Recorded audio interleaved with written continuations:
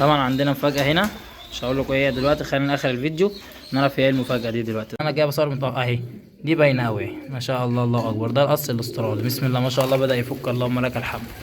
اصلا ده زغلول ولا ايه معرفش ايه ملته ده، ولا ايه حمامة دي ولا عصفورة ولا ايه دي. احنا هنسمي دي سمسمة لان دي كتكوتة صغيرة كده ما شاء الله عليها، وحنينة برضو شايفين بسم الله ما شاء الله، ما بتقومش ازاي، والله اكبر على ربنا يبارك فيها. جابوا البيضة التانية ايه النهاردة، كانوا جايبين واحدة بس امبارح. لا حول ولا قوة الا بالله، ما صدقت ام بوظ اتكسرت، طاشت مني. بسم الله والصلاة والسلام على رسول الله صلى الله عليه وسلم. يوم جديد وفيديو جديد عند الحمام، يوم كله مفاجآت.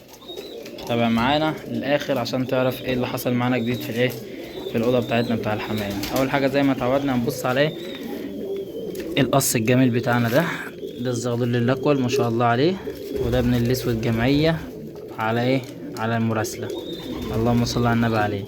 شايفين اصلا بوزه عامل ازاي، بسم الله ما شاء الله، الله اكبر عليه. يعني واخوه تاني برضه اسود زيه بالظبط، هوريهولكوا دلوقتي. وده اول مره يطلعوا لي اسود، يعني المره اللي فاتت كانوا مطلعيني ابيض واحمر زي النتايه بالظبط، المره دي مطلعين اسود، الاتنين سود. ربنا يبارك فيهم ان شاء الله، عايزين نشوفهم لما يكبروا ونتابع معاهم ايه ان شاء الله باذن الله. طبعا عندنا مفاجاه هنا، مش هقول لكم ايه هي دلوقتي، خلينا اخر الفيديو نعرف ايه المفاجاه دي دلوقتي. بس خلينا الاول نشوف ايه الزغلول الاكول التاني ده. اخو الزغلول الاكول اللي احنا لسه شايفينه ما شاء الله عليه، لسه قالوا مأكلينه دلوقتي حالا، عشان انا لسه كالف الحمام دلوقتي، لسه جاي من الشغل والله يا دوبك لسه كالف لهم حالا. انا باجي من الشغل على الساعه 6 بالظبط بالليل، ما شاء الله، الله اكبر عليه. كتكوت صغير كده بسم الله ما شاء الله. ودول اللهم صل على النبي بدأ يفقسوا، بدأ يفقس. مش عارف ابان معاكم ولا لا، بس هحاول ابينها لكم، استنوا. مش باينه قوي، بس هي عموما البيضه بدأت تفقس، عشان انا منور الفلاش مش باينه قوي، مش عارف اطفي الفلاش لان الجو اخر، هي بدأت تبان بالجنب. مش عارف اطفي الفلاش عشان لو طفيت الفلاش الاوضه ايه عتمه، مش عارف اصور لان انا جايب اصور متوقع اهي، دي باينه قوي ما شاء الله، الله اكبر. ده القص الاسترالي، بسم الله ما شاء الله، بدأ يفك، اللهم لك الحمد. ده دي اصلا النتايه الكبيره اهي، كانت قاعده على البيض اللي انا ايه اللي هي بيضاء. صلى على النبي، الله اكبر، اللهم صل على النبي. دي بيضتها، لكن دي البيضه اللي انا لقيتها ورا الباب حطيتها لها، لان كده كده تحتهم زغاليل صغيره، وهي كده كده ايه مش هتخرج، دي ما بتطلع بيضه بيطلع مش مخصب، فانا هحط لها دي، ولما يبيضوا البيضه التانيه اجيبها لها وارمي البيضه دي. يلا خلينا نتابع، بسم الله ما شاء الله. ده الاقرع بتاعنا العبسي اللي معرفلوش اصلا ده زغلول ولا ايه، معرفش ايه ملته ده، ولا ايه حمامه دي ولا عصفوره ولا ايه دي، مش عارف. انا اصل العبسي دي والله انا عندي بقاله اكتر من سنتين ما خدت من تحتهم زغلول واحد، يوحد ربنا، زغلول واحد بقالهم عنده اكتر من سنتين. كل مره يبيضوا يا بيضه تتكسر يا بيضه تخرج واحده بس، يا اما يبيضوا بيضه واحده، وفي الاخر الزغلول لما بيطلع بالمنظر اللي انتوا شايفينه ده. شايفين اصلا جعان ازاي يا جعان، هياكلوك دلوقتي تنيل. يا اما انا هساعدكم النهارده ان شاء الله، اعمل لهم ايه الميكس اللي انا بعمله على طول بتاع العلف والعيش، واكلهم النهارده. ده طبعا اخو الزغلول اللي ورا الباب اللي احنا لسه شايفينه، شايفوا ما شاء الله عليه، الله اكبر، اللهم صل على النبي. ايه يا عم، ايه يا عم مالك زعلان كده، ما شاء الله، الله اكبر. شايفين بسم الله ما شاء الله، اللهم صل على النبي. كان نفسي ادبلهم بس طبعا لسه ما جبتش جبل، محتاج انزل سوق الجمعه وانا مش فاضي دلوقتي. بعد العيد ان شاء الله ننزل، ممكن نجيب ايه حمام جديد، وفي نفس الوقت نشوف الدنيا. طبعا خلونا نكمل عندنا الايه الزغلول الزاجل بتاعنا ده. اثبت يا معلم. حطيت له امبارح قطر بتاع دمعه العين وعينه، بصوا لا على فكره دي مش دمعه عين، اللي طلع له فيها تقريبا حبايه جدري هي اللي عامله فيها كده. هنشيلها له دلوقتي، ثانيه اقفل الفيديو اشيلها له وارجع لكم تاني. بس كده شيلناها له، وهحط له قطره برده النهارده ان شاء الله ايه لدمعة العين، بحيث ان هي تدخل. او عموما يعني قطره العينين، القطره بتاعه الديكسترول اللي احنا بنجيبها من الصيدليه البشري كويسه جدا يعني، ما شاء الله عليه، الله اكبر. زغلول جميل قوي، مستواه حلو قوي، ربنا يبارك فيه. طبعا خلينا نكمل نشوف الكتكوته بتاعتنا دي، اللهم صل على النبي، الله اكبر. طبعا احنا سالنا للنتايه الشقلباز على اسمه، وكذا حد اقترح لنا اسمه، لما نروح عندها دلوقتي هنقول على الاسم بتاعها. عايزين بقى نسمي دي حنينه قوي، اللهم صل على النبي عليها. شايفين بصوا من الاخر، واحنا في حد اقترح علينا اسمين، في ناس قالوا سموها سمسمه النتايه الشقلباز الابيض، وناس قالوا سموها حنان عشان هي حنينه. احنا نسمي دي سمسمه لان دي كتكوته صغيره كده ما شاء الله عليها، وحنينه برضو. شايفين بسم الله ما شاء الله، ما بتقومش ازاي، والله اكبر على ربنا يبارك فيها. هنسمي بقى النتايه الشقلباز اللي هناك هنسميها ايه، هنسميها حنان، لان هي الله اكبر حنانه عندي، وبتعض كده وبتضرب معانا ايه وبتخانق فينا دايما، فاحنا هنسميها حنان ان شاء الله. ده اللهم صل على النبي الزغلول بتاعنا ابن النتايه اللي ايه اللي سابتنا وخانت العهد ومشيت. ده الزغلول اللي كنت دايما بقول عليه المفاجاه. شايفين كده؟ الله اكبر، كيميا لوات، اللهم صل على النبي. ان شاء الله تطلع بنوته باذن الله ونجوزها ايه ذكر حلو من الذكوره اللي عندنا.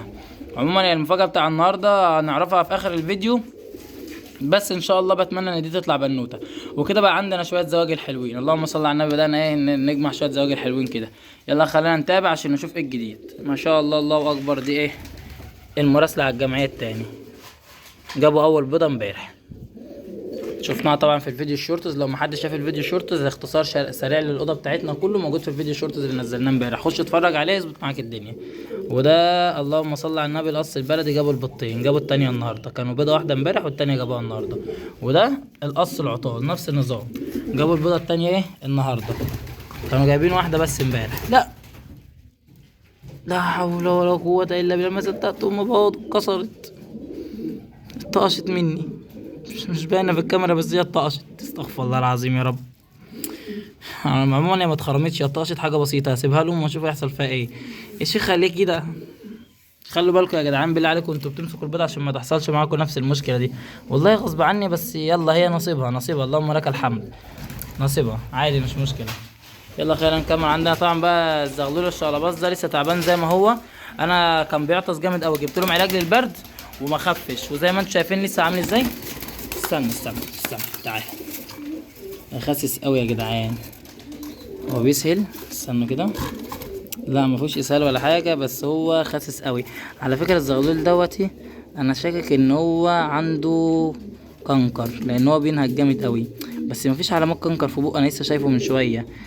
الزغلول ده تقريبا عنده التهاب رئوي.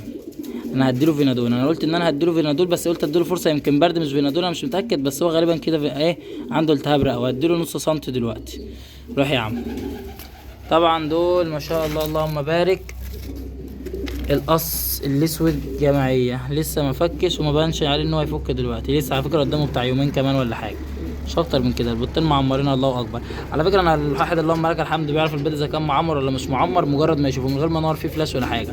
البيضه بتلاقيها غامقه كده، كاتمه كده وغامقه. تعالى هوريها لك جنب البيضه اللي هي لسه متبيضه جديده، طبعا ما لحقتش تبين هي معمره ولا لا. يعني ده واحده معمره واحده مش معمره، طبعا صعب تعرفه، لكن انا بعينيا انا شايفها وعارفها. في التليفون مش هتبان قوي، خصوصا ان انا منور فلاش. اما احاول اظبط الاضاءه هوريها لكم وافهمكم ازاي تعرفوا البيضه معمر ولا لا. بس اكيد كلكم عارفين بتعرفوها بالكشاف ازاي. بتنور بالكشاف جوه البيضه من الجنب اللي هو المقعر اللي هنا ده، بتنور بالكشاف فيها بتلاقي البيضه مليانه كل عروق دم من جوه. دي لو البيضه معمر، لو الناس اللي ما تعرفش يعني لقيت البيضه رايقه خالص يبقى البيضه دي مش معمره. عموما احنا بنعرف البيض اذا كان معمر ولا مش معمر بعد 5 ايام بالظبط لما يرقد عليه، بتبان معاك على طول، عشان ما فيش ناس بعد يومين او 3 يقول لك اصل انا مش عارف ايه، ممكن ما تبانش قوي. بعد 5 ايام لازم تبان. لقيتهم رايقين يبقى البيض ايه مش معمر، وممكن يبقى معمر بس مش باين قوي. لو الكلام ده لو في الشتاء لان هو ما بيبانش بسرعه، فانت ممكن تتقل عليه شويه عادي، اتقل عليه يومين كمان ولا 3. في حاجه لما تقش هنا هيتي ما صلى على النبي. هي ده ايه ده القص الشقلباز، هو اللي لما مقش هنا، ان هو اللي بيبيض هنا. ودي اللهم صل على النبي ايه حنان. خلاص يا ستي بقى انا مسمينك حنان، عامله ايه يا حنونه؟ احنا بقى نقول يا حنونه يا جدعان عشان حنان ده لا، خلينا في حنونه، اسم جميل كده ولذيذ. ورينا كده ايه الدنيا. لا لسه على فكره هتطلع في نفس الوقت بتاع البيض بتاع الايه الاسود الجماعي اللي احنا لسه شايفينه ده، بس هما البيضتين معمرين يعني اللهم صل على النبي. ده دلوقتي الحمام هيبدأ يأكل الزغاليل بتاعته. تعالى بقى نشوف المفاجأة بتاعتنا ايه النهاردة. طبعا زي ما قلت لكم ان احنا عندنا مفاجأة في اخر الفيديو، ودينا وصلنا لاخر الفيديو فعايزين نشوف المفاجأة بتاعتنا. المفاجأة بتاعتنا بقى عبارة عن ايه؟ تعالوا نشوفها مع بعض. اول حاجة في عش الزوجية، طبعا انا كنت قايل ان انا كنت جايب متاع سيلفر وبجوزها للذكر ايه، وهجوزها للذكر من الذكرين الجامعات اللي عندنا. نفتح بقى الباب كده كويس، هنجوزها للذكر العشائي ده. شايفين؟ بسم الله ما شاء الله. النتايه دي هنجوزها للذكر ده. لما حد يقول لي النتايه منسوره او مش منسوره او متقصصه، انا عامل كده ليه؟ لان انا مشتري حمام كبير وانا ما عنديش سلكات احبس فيها الحمامه بريشه، فطبيعي ان انا اقصقصها عشان انا لو سيبتها ترجع لصاحبها. فما حدش يقعد يقول لي لا انت بتقصقصهم، انت كده بتقل من سعرهم، بتقل من قيمتهم. بقل من قيمتهم ايه يا عم الحاج انت وهو؟ انا لو سبت النتايه زي ما هي بريشه، انا بفتح للحمام زي ما انتم شايفين كده، الحمام كله بتاعي بيطير، ما عنديش حمام معمول ارضي. وكان في حد بيسالني انا بيقول لي طاير الحمام بتاعك ما تعملوش ارضي. انا كده الحمام اللي عندي كله الله اكبر بيطير، ما فيش غير الذكوره والنتي اللي انا جايبهم كبار. يعني مثلا الذكر ده الدكر ده انا لما طيرته رد لصاحبه تاني، فانا خدت منه جناح وسبت له الجناح التاني. ده ما ينفعش اطير، لو طيرته مش هيقعد عندي في البيت. نفس النظام الدكر الاكول، هو راح فين اهو، ده متقصقص، لان انا لو طيرته هيرجع لصاحبه مش اللي هو دكر كبير. والدكر الشرباز اللي هناك ده نفس النظام. اللي انا مربيه من عندي ومن الفرخ بتاعي بطيره عادي، يعني كده كده متعود يطير عندي. لكن اي حمام تاني عندي لا طبعا ما ينفعش اطيره دلوقتي، انا الحمام سايبه عشان انا لو طيرته هيرد لاصحابه تاني. فعشان ما حدش يقول لي انت ليه مقصقصهم ليه نتيفهم، انا ما بنتفوش عموما، انا بقصقصهم عشان ما يطيروش تاني. دي اول حاجه في المفاجاه بتاعتنا. طبعا قلنا ايه ان تاج السيلفر ده انجزر الدكر وشاي ده، هما غالبا خدوا بعض، يعني انا حابسهم مع بعض بقالهم يومين. الاول خدتهم في المعزل يومين هي والنتايه التانيه اللي هنشوفها دلوقتي، وبعد كده حبستهم. هندي دي للدكر ده، وتعال نشوف النتايه التانيه اللي احنا جبناها، الهديه بتاعتنا اللي احنا قلنا عليها في اول الفيديو. دي المفاجاه التانيه بتاعتنا. ما شاء الله الله اكبر، نتايه مفصص. طبعا مش عارف اجيبها اول لان ده قفص ما عنديش طبعا ايه سلكات اجاوز فيها، فبحطه في اهي. اعتقد كده بقت باينه، ثانيه انزل بقى لتحت. دي هي النتايه اهي، ما شاء الله عليها، مستواها جميل برضو، مقصقصه عن جوازها الدكر الزاجل بتاعنا اللي جنبيها ده. دول النتايتين اللي احنا جبناهم كده. الحمد لله احنا ما عندناش اي نواقص، جبنا النواقص اللي عندنا كلها كده، ما عندناش اي نواقص يعتبر. بس الحاجه الوحيده اللي عندنا الدكر الكريزلي اللي هناك ده متجوز النتايه اللي هي كانت عطاله باضت. عايز اجيب له نتايه كريزلي عشان نجمع عصر كريزلي، لان احنا ما عندناش كريزليات.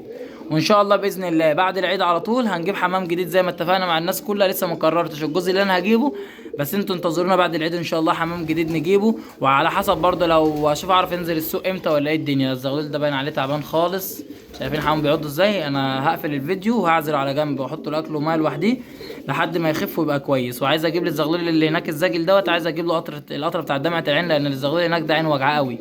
فانا هجيب له القطره، انا حطيت له منها امبارح بس طبعا مش هيخف من يوم وليله، لازم على الاقل 3 ايام متواصلين احط له منها 3 ايام عشان يخف معانا ويبقى الدنيا معاه زي الفل. دكر الزاجل راح ياكل الزغلول اللي متبنيه، انا مسميه الزغلول اللي هو متبنيه ده. والزغلول اللي هناك ده انا نفسي اسميه اسمي، لان الزغلول ده يعز عليا قوي وهيبقى حاجه كده ان شاء الله معانا للاخر. الزغلول دوت منه ابن النتايه اللي مشيت، امه كان مستواها حلو قوي قوي قوي طبعا، ومشيت الحمد لله يعني على كل حال. فان شاء الله نسميه اسم. لو حد يعرف اسم معين تعالى وروك الزغلول تاني اقترح علينا اسم معين نسميه له، قولوا لنا في الكومنتات نسميه ايه. يا اما انا ان شاء الله اشوف له اسمه والفيديو الجاي نسميه ان شاء الله باذن الله. شايفين الزغلول؟ اللهم صل على النبي، حاجه اللهم صل على النبي. وده الدكر الجميل بتاعنا اللي هو المراسله الجماعيه اللي انا قلت لكم عليه. بصوا ناس كتير قالت لي ان ده نوع مراسله على جمعيه، وفي ناس بيقولوا كاري وناس بيقولوا انجليزي وناس بيقولوا كريزليات وشوش. انا ما اعرفش بصراحه هو ايه بالظبط، بس الاغلبيه قالوا ان هو مراسله على جمعيه. فعشان كده لو حد يعرف اكتر هو نوعه ايه واخله فوق هناك ده، لو حد يعرف نوعهم ايه انا كنت جايبهم الاثنين على اساس انهم اصلا طلعوا ذكرين. لو حد يعرف هم نوعهم ايه قول في الكومنتات برضو. وطبعا اهم من كل دوتي لو وصلت لحد هنا ما تنساش تحط اللايك الجميل بتاعك وتعمل لي متابعه لو مش عامل لي متابعه عشان يوصلك كل جديد. والاهم من الكل في الكل يخش يصلي على النبي في الكومنتات، ده اهم من كل حاجه. ناخد حسنات مع بعضنا ونعود نفسنا كل فيديو ان احنا نصلي على النبي في الكومنتات وناخد حسنات مع بعضنا ان شاء الله باذن الله.